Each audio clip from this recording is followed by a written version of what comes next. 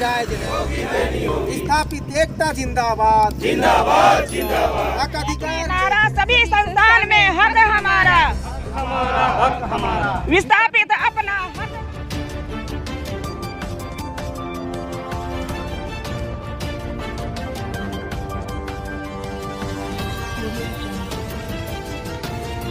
नमस्कार, मैं हूं डॉक्टर धीरज और आप देख रहे हैं करंट खबर। मैं अभी राजधानी रांची के विधानसभा के नज़दीक अवस्थित CISF मुख्यालय के बिल्कुल सामने वाली सड़क पे हूं और यहां पर हटिया विस्थापित परिवार समिति के सदस्य आज लंबी मानव श्रृंखला बना करके इस सड़क पे खड़े हैं और साथ ही इस हटिया विस्थापित परिवार समिति है उसके अध्यक्ष हैं और उन्हीं से हम बात करना चाहेंगे और जानने की कोशिश करेंगे कि क्या कुछ मामला है और किन बातों को लेकर के किन उद्देश्यों से आपने आज ये मानव श्रृंखला बनाया। विधानसभा का सत्र चल रहा है, बताएं। देखिए, विस्थापितों के साथ 2016 में ही सरकार के साथ वार्ता होकर एक सहमति बनी थी कि इस क्षेत्र में जितनी भी सरकारी या गैर सरकारी संस्थान का निर्माण होगा वहाँ विस्थापितों को रोजगार दिया जाएगा, विस्थापितों के लिए बेहतर पुनर्वास की व्यवस्था की जाएगी, विस्थापितों के लिए इस क्षेत्र में बनने वाली हर चीज़ में चाहे शिक्षण संस्थान हो चाहे किसी तरह का विस्थापितों को प्राथमिकता दी जाएगी, विस्थापितों की ज़मीन की मुआवजा दी जाएगी।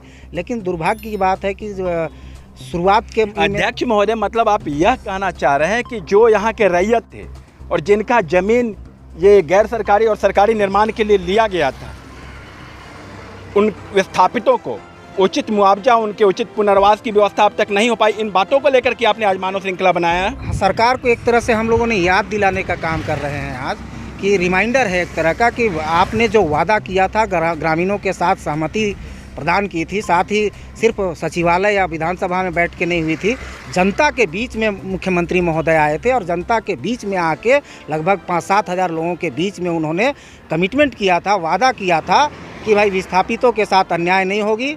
फिर भी आज विस्थापित को अगर आवाज़ मतलब मुख्यमंत्री जी के ऊपर वादा खिलाफी का आप आरोप लगा रहे हैं अध्यक्ष जी। हम किसी मुख्यमंत्री पर आरोप नहीं लगा रहे हैं। हम सरकार कोई भी रहे, किसी की भी मुख्यमंत्री रही, वो कुर्सी की अहमियत होती है। आपने अभी बताया कि आश्वासन दिया हुआ था। आश्वासन नहीं, सहमति। मैं बार बार बोल रहा हूँ कि विस्थापितों के साथ एक सहमति बनी थी कि इस तरह का जो भी संसाधन वहाँ डेवलप होगा, चाहे विधानसभा हो, चाहे सचिवालय हो, चाहे हाईकोर्ट हो या IIM हो या गैर सरकारी संस्थान हो, सभी जगह विस्थापितों को रोजगार दिया जाएगा। साथ ही जिस तरह से सरकारी निर्माण कार्य प्रारंभ होगा, लोगों को ज़मीन का उचित मुआवजा भी दिया जाएगा।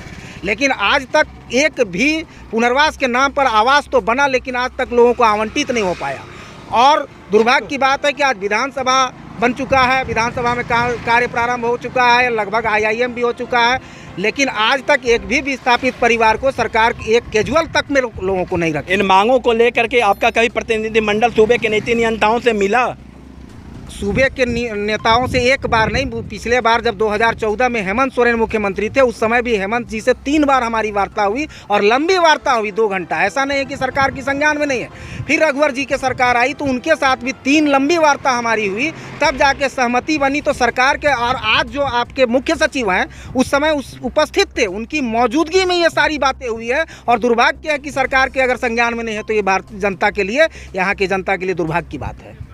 हम हटिया विस्थापित परिवार समिति के अन्य सदस्यों से भी बात करना चाहेंगे और इन बातों को समझने की कोशिश करेंगे, अपने दर्शकों को बताने की कोशिश करेंगे कि आखिर किन उद्देश्यों को लेकर के, किन बातों को लेकर के आज जो लंबी मानव श्रृंखला जो बनाई गई है और आपकी क्या मांगे हैं सूबे के हुक्मरानों से, सूबे के नीति नियंताओं से, बताएं। जैसा कि आप लोगों ने अभी सुना, पंकज जी बता रहे थे 2014 में सरकार के समय जो तत्कालीन मुख्यमंत्री थे उस समय भी बात हुई थी और हम लोगों का जो समस्या है उसके अनुसार बात हुई थी, समझौता भी हुई। लेकिन आज तक सरकार के उदासीन रवैये के चलते हम लोगों का समस्या जहाँ का तहाँ रहा। आज हमारी सरजमीन में हम आज मानव श्रृंखला जो आप बनाए हुए हैं, इतनी लंबी श्रृंखला जो बना के रखे हुए हैं, क्या किन मांगों को लेकर के बनाए? पहले जो समझौता हुई थी तत्कालीन मुख्यमंत्री से, उसमें यही बात हुई थी कि यहाँ पर जो भी संस्थाएं आएगी, चाहे वो सरकारी हो या गैर सरकारी हो, उसमें रोजगार की समस्या का सृजन होगा और विस्थापित परिवारों को नौकरी दी जाएगी। लेकिन आज तमाम जगह पे बड़े बड़े संस्थाएं आ गई, लेकिन हम लोगों की बात को नहीं सुनी जा रही है। इसलिए बार बार हम लोगों को आंदोलन करना पड़ता है। परिचय दे दीजिए। महासचिव हटिया विस्थापित परिवार समिति दरकिनार ना करे, विस्थापितों की अनदेखी ना करें। अन्यथा फिर जितना भी इस क्षेत्र में निर्माण कार्य, पहले भी हम लोग विधानसभा का निर्माण कार्य रोक चुके थे, शिलान्यास किया गया लेकिन निर्माण नहीं हुआ। फिर सरकार से एक सहमति बनी और सहमति बनने के बाद विधानसभा का निर्माण हो सका। तो सरकार को हम आगाह करना चाहते हैं आज कि यदि इसी तरह विस्थापितों की अनदेखी की गई, विस्थापितों के साथ वादा खिलाफी की गई, तो भविष्य में सरकार शिलान्यास तो करेगी लेकिन निर्माण इस क्षेत्र में एक भी नहीं कर पाएगी। ये आंदोलन हटिया विस्थापित परिवार के तरफ से लड़त है और इस आंदोलन का हम एक सदस्य है कि हमारा नाम सोमनाथ तिर्की है कि हम आनी टोला से। मेरा नाम जहाना परवीन हुआ और हम यहाँ के उप मुखिया हैं टोंडोलोत्री पंचायत के। और जैसा कि आप सभी देख रहे हैं, आज यहाँ पे हम लोग विस्थापित परिवार यहाँ पे जमा हुए हैं एक मानव श्रृंखला के रूप में। और ये इसलिए ज़रूरत पड़ा क्योंकि सरकार जो हम लोगों से वादा किए हैं कि आप लोग अगर अपना कीमती ज़मीन आप लोग दिए हैं, आप लोग देख रहे हैं कि जो भी यहाँ पे संस्थान बने हैं, हम लोग बहुत अपना कीमती ज़मीन दिए हैं। यहाँ हम लोग का मंदिर गया है, मस्जिद गया है, हम लोग का कब्रिस्तान गया है, मसना गया है। हम लोग बहुत कुछ न्यौछावर करते हुए अभी हम लोग हक मांग रहे हैं, भीख नहीं मांग रहे हैं। अगर सरकार सोच रहा है कि इन लोग अपना अधिकार नहीं या भीख मांगने आ रहे हैं तो ये गलत है। आप लोग मीडिया से मेरा अनुरोध है कि आप उनको बता दीजिए कि जो भी इस विधानसभा बना है वो हमारी ज़मीन है और वहाँ पर जो बैठ के डिसीज़न लिया जाता है, जो विकास की बातें होती हैं, वो हमारी बातें होनी चाहिए। हम लोगों के लिए बोला गया है कि विस्थापित परिवार के लिए एक अलग योजना बना है, लेकिन उसको वो भूल रहे हैं। उसको जगाने का काम आज हम लोग कर रहे हैं यहाँ पे। वो सरकार को अगर हम लोग आज वहाँ पे उस कुर्सी पे सरकार बैठा हुआ है, अगर हेमंत सरकार, झारखंड सरकार या फिर नरेंद्र मोदी की बात हो, अगर वो बैठा हुआ है तो हम वहाँ पर ले करके गए हैं उनको।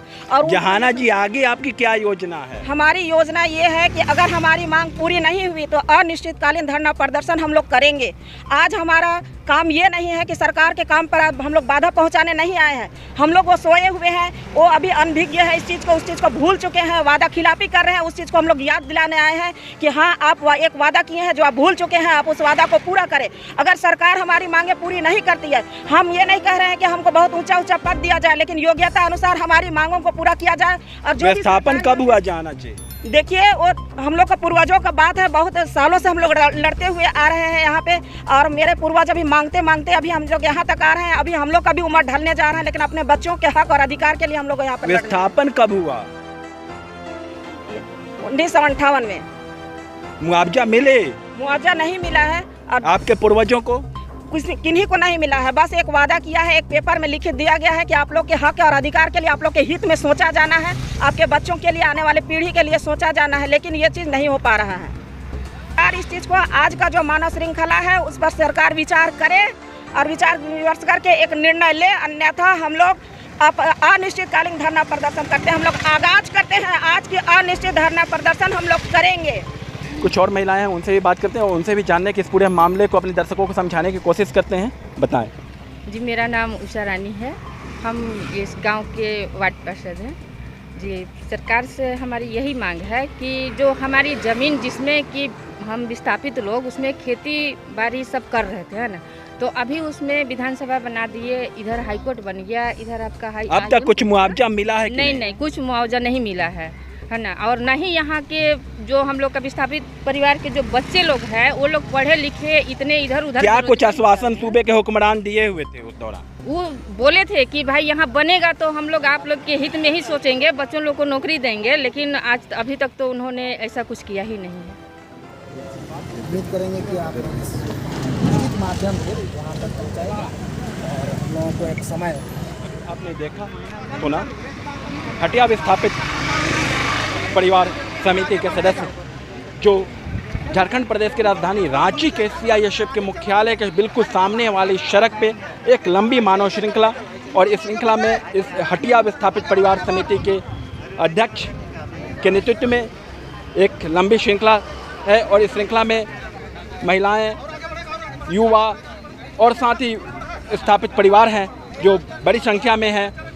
बताएं आपको, अभी विधानसभा का सत्र भी चल रहा है और इन लोगों का मांग है कि विस्थापन के समय सूबे के जो नीति नियंता थे, सूबे के जो हुक्मरान थे, जिन बातों को आश्वासन दिए थे, वो अपनी अपेक्षाओं पे खड़े नहीं उतरे हैं। और इन्हीं मांगों के समर्थन में आज यह मानव श्रृंखला CISF के मुख्यालय के बिल्कुल सामने था। हम बाकी की खबरों के लिए आप देखते रहे करंट खबर। कैमरामैन चंदन पाठक के साथ मैं डॉक्टर धीरज। धन्यवाद।